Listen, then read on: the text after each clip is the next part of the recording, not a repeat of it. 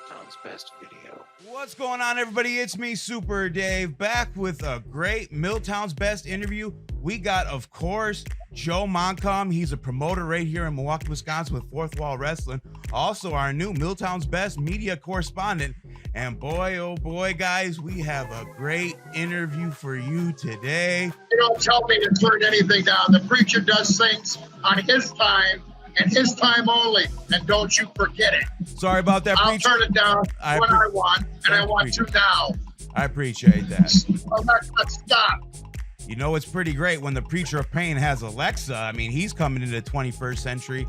Now, me and Joe, we were wondering, we got a message from you, Preacher. We heard that you wanted to address some things from our last video that me and Joe did. We're going to give you the floor right now. Tell us your concerns and address what you said, what you wanted to address about what we had to say at the last video we did here. Well, the first thing I want to get off, and I want you to understand this right now, you called us freaks.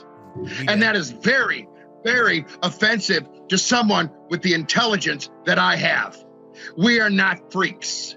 What we are is we are the parish of pain. And you had better never refer to us as freaks again. You only refer to us as the parish of pain. Parish of Pain. So now we finally have a name for you and your group here. But the question is, why are you only going after those that are, in my opinion, a little dim-minded, a little not so bright? You say you're the man with intelligence here. So what does this have to say? I mean, are you going after weak-minded individuals because you're so brilliant? You say you're not freaks, but question to the contrary here, I seem to think, you know, you're going after weak-minded individuals if you're not saying you're gathering a freak show. Well, apparently I'm not going after all the weak-minded individuals because you're still there. Well played, sir. Well played. But here's the thing. Here's the thing. What I look for is those that have society has turned their back on them. Just like me, society turned its back on me when I needed them the most. And I dealt with nothing but bullies. And that's what these people are dealing with. Have dealt with because of who they are. Nothing but bullies. And that's who I go after. Those that want revenge against society. Well, your results are absolutely proven. There's no question about that. I cannot say what you've done with Rayvin Raddix, what you're doing right now with Chucky Bakes. They're both on hot streaks right now, so really can't be denied here. I understand that you say you're going after weak-minded, or not. You're not going after weak-minded individuals. That you're going after those that are. I apologize again. I apologize. I can only what these two eyes see. Preacher, what these two I see is the only thing what I can make judgments with.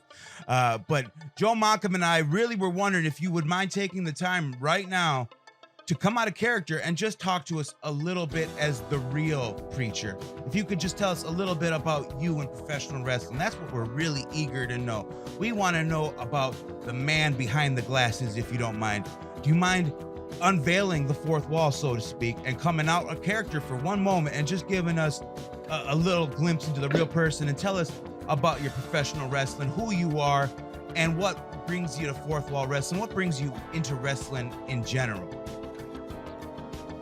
Well, obviously, as a kid growing up, it was probably my most favorite thing to watch, and exactly for that reason, because you know, the bad guys went after the bullies. You know, I was actually quite the outcast, and society in many ways did turn its back on me, and I developed this character with the gentleman that I actually started in wrestling, Bruno Leesman, from UTL Wrestling, okay, up north. And you know, I give him a lot of the credit because I did not have any experience in the wrestling world. Okay. But I have got an extensive background in theater, comedy, and performing. Yes. So he decided to give me a chance, and which I'm very grateful for, and I'm even just as grateful for Joe and 4WW Wrestling for giving me the opportunity to branch out and just have as much fun as I can possibly have. It really shows. It really does. All you're entertaining throughout, you know, you said you've been doing this for how long now, if you don't mind me asking? How long have you actually been bringing this to the wrestling ring? Well, because of COVID, okay, so we had to take that year out of there. So basically, it's only been about 2 years that I've been involved. Oh, okay. And now you said, is Fourth Wall Wrestling and the other promotion up north the only two promotions you've worked for so far? UTL Wrestling and Fourth Wall Promotions right now are the only two that I work for. Well, this is going to be I our would mission. love to branch out and do more. Absolutely. But obviously, that's not up to me. No, and see, that's great. Oh, I love this. Now, I love that Milltown's Best can showcase a guy like you, somebody who has an amazing character. The character work you put forth is absolutely great. I mean, I got to say that right now. And how you come in your character and you're working so amazing. It's just so good to see. Joe, when you see a guy like this is untapped talent. Were you involved in bringing the preacher in, or was this just a Mario call? This was all the MarMan. I do not know the relationship between MarMan and the preacher. Is there a relationship between you guys, or is that something we don't want to discuss? Or I'll tell you exactly how it happened.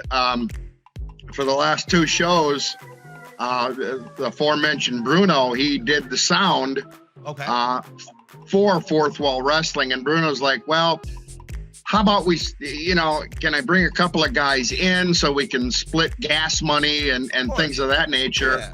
And, that's how it happened. And talking to Mario at the last show, he said, as long as you keep performing well, I'll keep bringing you in. So hopefully I have another home. And you are absolutely performing great. You come with, like I said, it's all about presentation. And this presentation you're putting forth is A+.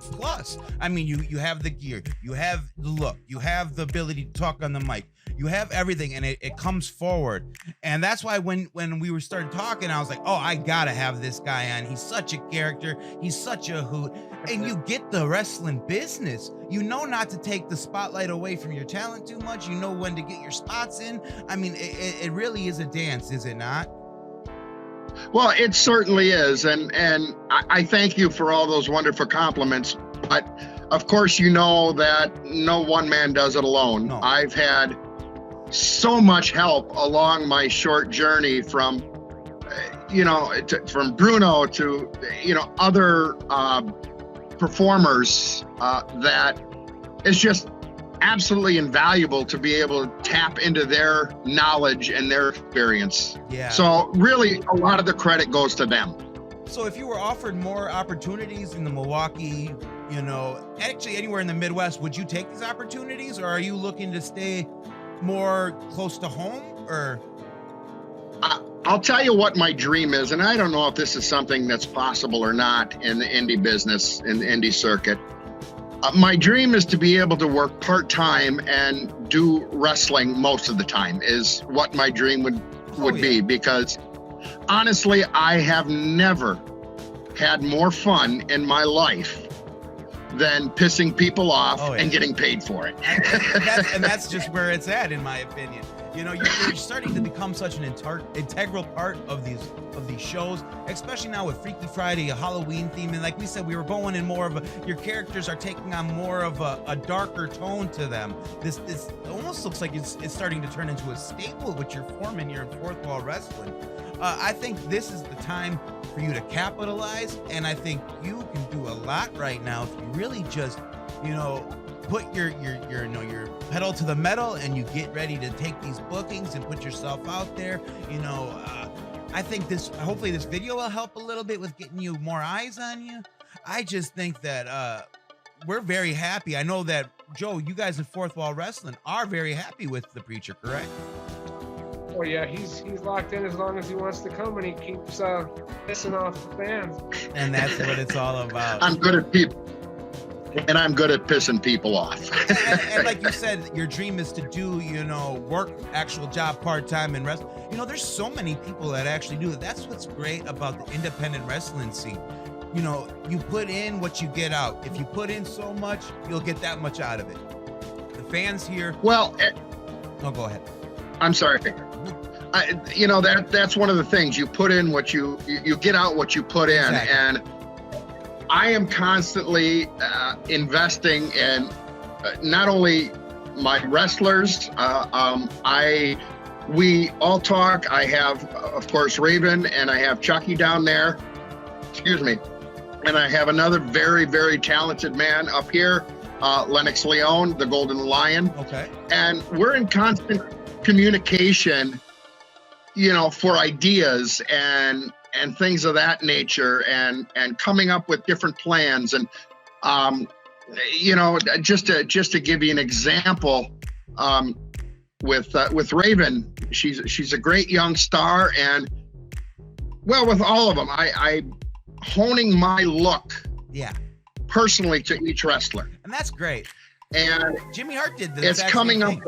I'm sorry? I said Jimmy Hart did the exact same thing. You know, for every client that he managed, he had a megaphone, a jacket, everything toned to his talent, and that's a good thing. You know, and I got a funny story about that real quick, but first I wanted to say that even with coming up with things such as I was talking to Rayvin the other night, and I said, we need to get you a finishing move, a real finishing move, and call it Salem's Lot. Oh, okay.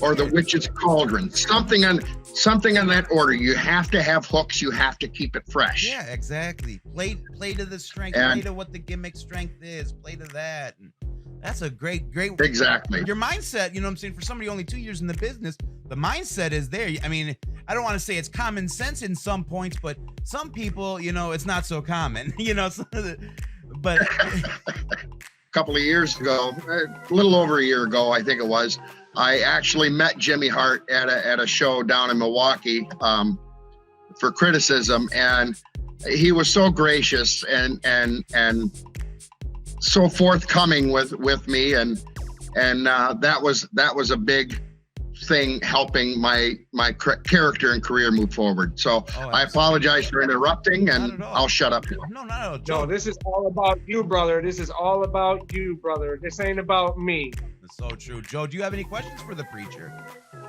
I don't. No question. Joe's the guy on the couch, as always, sits in. But I'm just so intrigued by this whole theatrical background. You said you had a little bit more, you know, more of a theatrical background than you do in the wrestling business. Can you go a little bit into depth and talk a little bit about, you know, you and your theater background? Of course I can. We have a very well-renowned local theater where I'm from. It's part of the UW system. Oh. And I did plays there for 25 years. So, you know, that's where the theatrics come in. And I also, you know, back when I was younger, I DJ'd, and with having access to their costume room, I always went to DJ things like this, you know, always flashy. You have to have people notice you.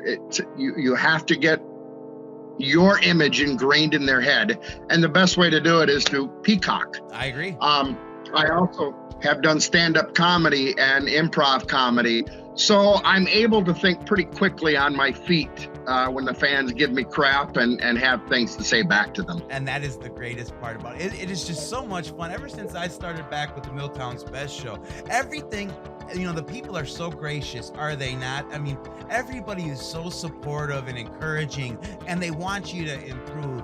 And it really is a community, is it not? Oh, it is. And I don't know your rules here, but am I allowed to name drop at all? Whatever you want to do, it's your time.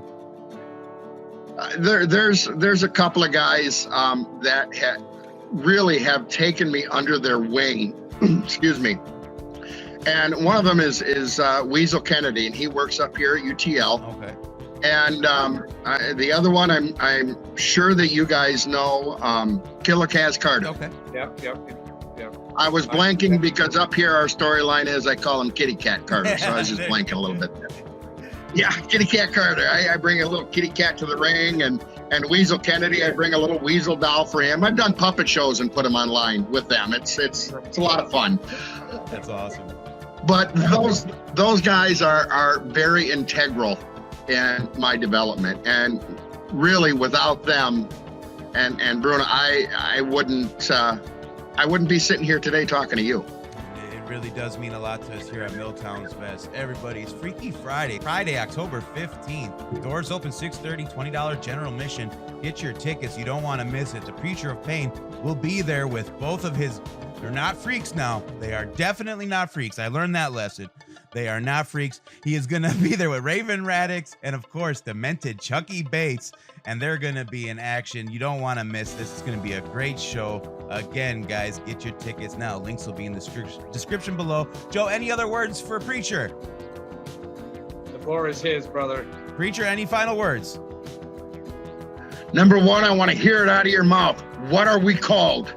You got it. You got me by the loop here. I know you mentioned it earlier. It slipped my mind already, Preacher. Tell me one more time for layman's like myself. See, that's why I don't go after the simple-minded. True. We are the Parish of Pain. Parish of Pain. And we got are that, Joe? 4WW Wrestling. Parish of Pain. Gotcha. To deal out all the pain that we can. Not only do we love to take pain, but we love to dish it out even more. And I want to tell you something about that goofball Gunnar Wicks.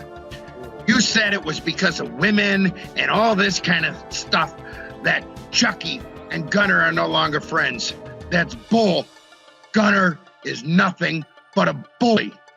That's it. And it's our time to bully him. And as far as Blair Onyx goes, the little spider, well, I'm going to tell you what, little spider. Do you know what witches do to spiders? They rip off their legs one by one and throw them into the brew. Oh, wow. The Parish of Pain. Freaky Friday, October 15th. The Preacher has spoken. Just want to say thank you from the bottom of our hearts. It means a lot to us here at Milltown's Best. We hope to see all of you at Freaky Friday. Preacher of Pain, it was a pleasure to have you on. We look forward to speaking to you in the future. We wish nothing but the best to you. And we look forward to speaking with you soon.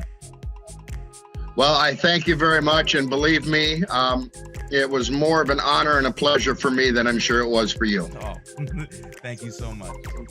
All right, Joe. Again, Joe, any final words for you? Friday, we're back. We hope to see you there. Tacos and beer. Nobody else does it like us. That's the truth. 4WW Wrestling, guys. See you on the next one.